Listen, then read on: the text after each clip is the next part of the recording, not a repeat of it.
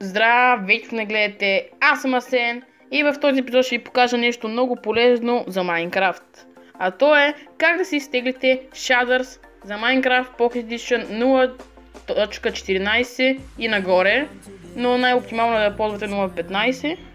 Значи шадърс са едни настройки или не знам точно как да го кажа, просто ще видите, правят играта много по-хубава. Значи, за да го изтеглите, шадърс, ви трябва първо това приложение Texture Packs for Minecraft.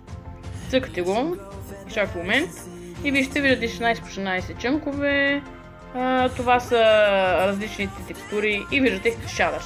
Има 3 вида шадърс. Тук избирате кой най-много ви харесва. На мен лично този най-много ме кефи, поне така изглежда. Сега тук излиза някакви реклами понякога. Тук имате снимки, за да изберете. Аз ще го изтегля. Обаче, за да използвате шадър, ви трябва блок ланчър. Отивате и го инсталирате. Бързо и лесно. Така.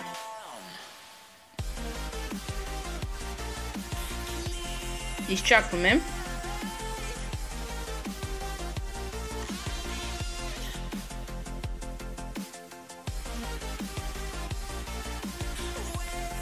Така.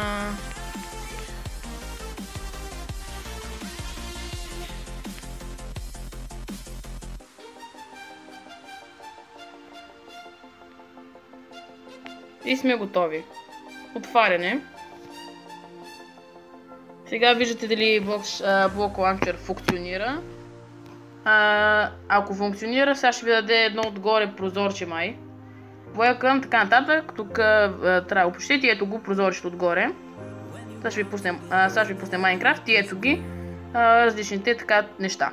Сега отивате, този път отивате в Texture Pack for Minecraft и просто този път вече го изтегляте.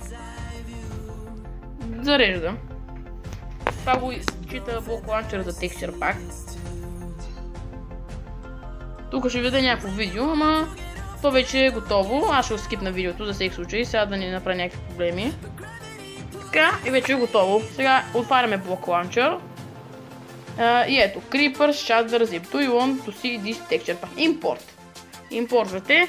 Готово. Сега изчаквате да зареди момент. И зарежда. Please wait. Ето виждате, зарежда си.